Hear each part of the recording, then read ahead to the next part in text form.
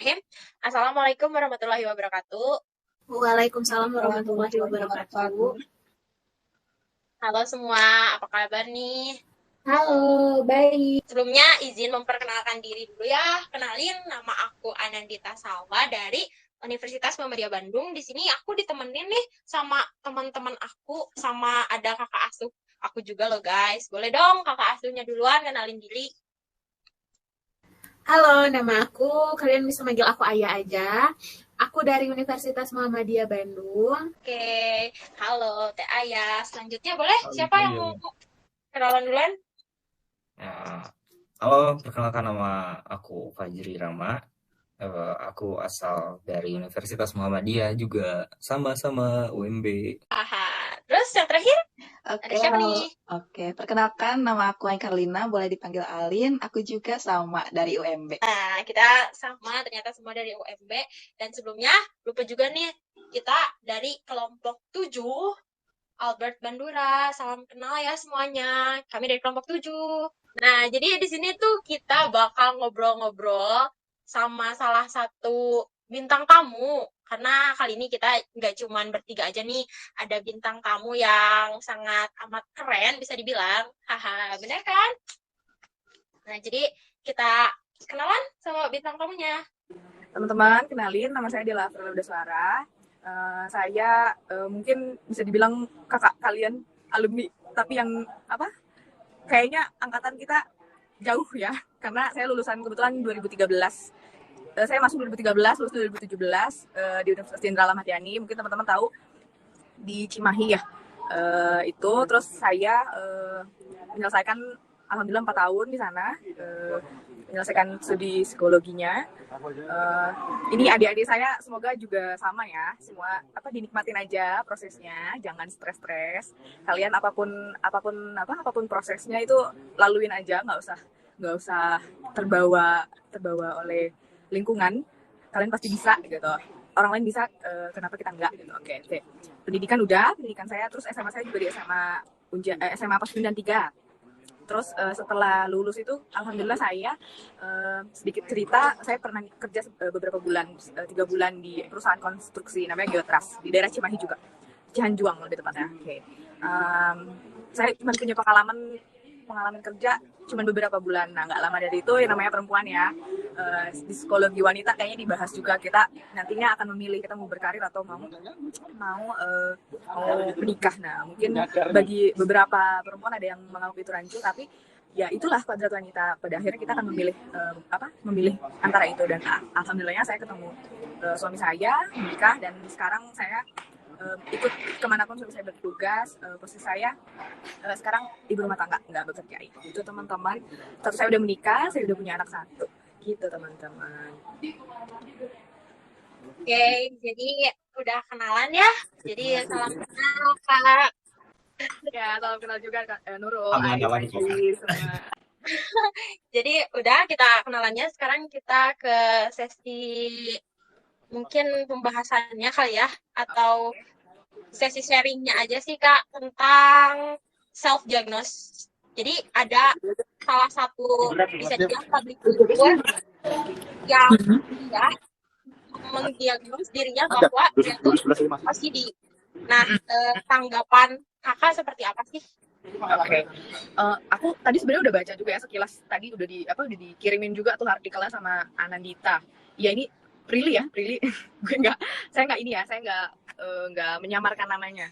Karena ini kan artikel, kita sama-sama semua bisa baca. Self diagnosis itu sendiri tuh, yang saya tahu tuh proses bagaimana kita tuh ngediagnosis diri kita sendiri nih teman-teman.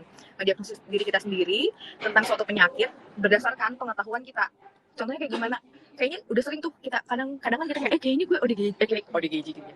Kayaknya gue ini OCD. Kalau nggak ini kayaknya aku tuh ada kecemasan tersendiri deh, Kak, kayak gitu. Nah, itu tuh secara nggak sadar tuh kalian sebenarnya sudah melakukan proses self diagnosis. Nah, kayaknya mungkin teman-teman tuh sering, bahkan kayak kita sama anak psikologi aja kadang selalu melakukan itu, kayaknya kita ini ya, kadang mungkin kayaknya kita ini nih, nama-nama penyakit psikologi itu kita sebutin gitu kan. Nah, sebenarnya menurut pandangan saya itu kayaknya kurang pas untuk dilakukan, karena kita ini kan bisa mengetahui penyakit itu betul dan terverifikasi valid itu kalau misalnya kita sudah membicarakan, sudah melakukan konsultasi sama psikolog, dan itu kan untuk bisa mengetahui itu tuh kita nggak mudah gitu, butuh menyeleksi, butuh untuk mengobservasi, butuh kita itu ngobrol beberapa sesi kayak gitu. Jadi kayaknya kita, walaupun mungkin itu hanya bercandaan ya, kayak saya baca di artikel itu sebenarnya si Prilly itu cuma bercanda karena papanya tuh bilang kayak kamu tuh stop deh OCD-nya karena bercandaan kayak gitu tuh teman-teman. Tapi kalau dari sudut pandang kita ini sebagai sarjana psikologi, itu ternyata tuh kurang pas dilakukan, karena efeknya apa sih teman-teman? Jadi tuh ternyata efeknya tuh bisa mempengaruhi kecemasan kita. Jadi kita tuh bakalan ada kecemasan berlebihan, karena kan kita kayaknya gue ini deh, meragu-ragu kita tuh jadi kayak menerka-nerka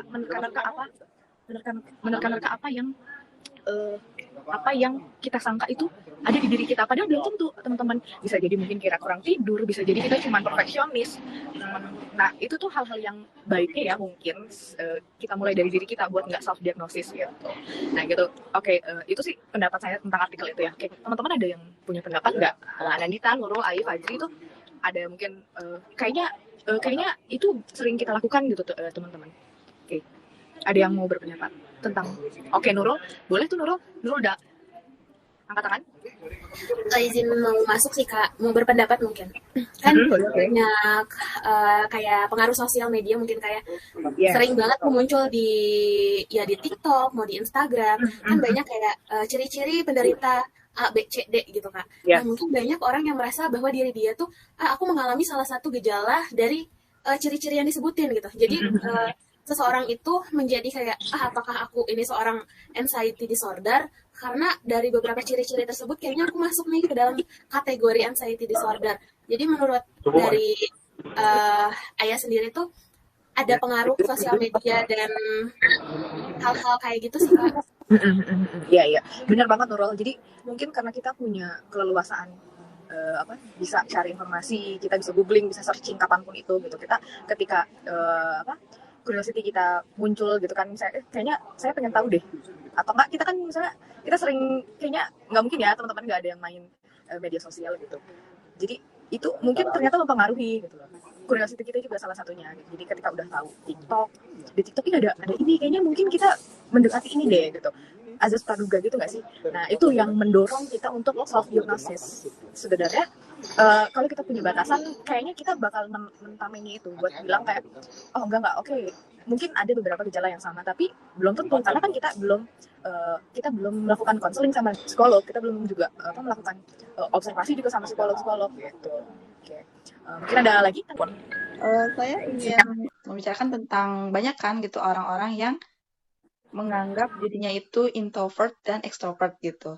Ya, oke.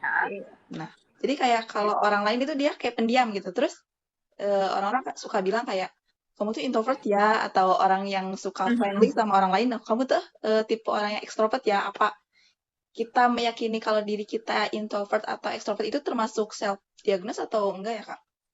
Kalau menurut saya sih iya, karena sebenarnya gini, ketika kita kayak bilang kayaknya aku introvert deh, tapi sometimes dia ketemu teman-teman terus dia ngobrol panjang lebar, kali lebar gitu. Nah itu tuh kadang kalau saya ya, kadang saya berpikirnya itu kamu mendiagnosis kamu introvert, atau cuman masalah kamu belum kenal aja sama teman-teman orang baru. Karena kan kita gini, kita kenal orang baru, kita adaptasi. Ketika kalau misalnya kita terlalu dini ya ngambil diagnosis bahwa kita introvert, kebayang nggak sih orang-orang yang baru kenal yang nggak saling nanya, kayaknya gue introvert deh, kayaknya gue introvert, semuanya introvert dong kalau kayak gitu kan. Nah makanya iya benar-benar extrovert sama introvert tuh kadang kadang itu tuh jadi guyonan buat kita nggak usah diajak, dia main introvert, susah diajaknya, kadang kayak gitu kan kalau zamanku dulu tuh di kampus. Nah oke, aku penasaran juga nih sama teman-teman, apakah teman-teman pernah nggak sih ngediagnosis diri sendiri gitu, kayaknya aku tuh ini deh, aku punya anxiety teh, soalnya aku susah tidur misalnya kayak gitu. Pernah nggak? Aku mau pendapatnya, aku tunjuk boleh ya, aku tuh mau pendapatnya Fajri deh. Nah, kalau aku sih apa ya? sebenarnya kayak kalau dari penyakit nggak pernah sih, karena penyakit tuh datangnya dari pemikiran gitu ya. Yes, Kalau benar. kita berpikiran seperti itu, kemungkinan kita bisa jadi seperti itu kan. Nah, dikarenakan aku pernah baca gitu, ya aku nggak pernah berpikiran seperti itu. Tapi aku apa yang dibilang Ai, aku emang sering bilang aku ekstrovert karena aku sering berada di luar dan terus emang sering juga bersosialisasi dengan orang lain gitu. Aku senang banget dengan interaksi dengan orang lain gitu. Iya. Ya seperti itu gitu. Mungkin baiknya kalau misalnya kita nih, kalau memang kita belum pernah ke psikolog, belum pernah melakukan tes-tes yang sifatnya formal atau psikotes kepribadian dan lain-lain, baiknya mungkin kita jangan langsung ngultimatum bahwa aku tuh introvert, aku tuh extrovert. Enggak. Mungkin kita bisa menyampaikan dengan formasi kalimat saya rasa nih, karena ada indikasi saya ini senangnya begini, jadi kita tuh hati-hati dalam menyampaikan. Takutnya orang-orang juga melakukan hal yang sama kayak kita kan. Oh iya benar-benar aku pun kayak gitu loh, aku ngobrolnya juga singkat, aku gini juga, aku berarti aku introvert ya. Nah itu kan kita secara nggak langsung membrainwash dia nggak sih, kayak buat dia juga ngediagnosis diri sendiri, ya aku pun berarti punya hal yang sama, ya berarti aku pun sama gitu. Jadi ya mungkin ekstrovert introvert itu baiknya kita sampaikan ke orang-orang awam, lebih tepatnya dalam konteks hati-hati aja. Aku baca di artikel pun kayak gitu beberapa, katanya semakin kita berpraduga itu makin cemas lah, makin terjadi apa yang kita takutkan gitu. Jangan menduga-duga lah ya. Iya, lebih tepatnya jangan menduga-duga apa yang belum tentu betul gitu.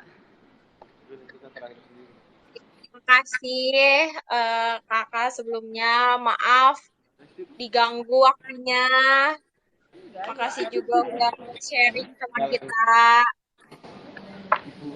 Iya, teman-teman sama-sama. Teman-teman, jadi aku mendahului. Terima kasih Kak. Ya, oke. Terima kasih banyak. Kakak. Anan sehat selalu ya. Bye. Ya. Aku izin close ya. Baik Kak. Ya.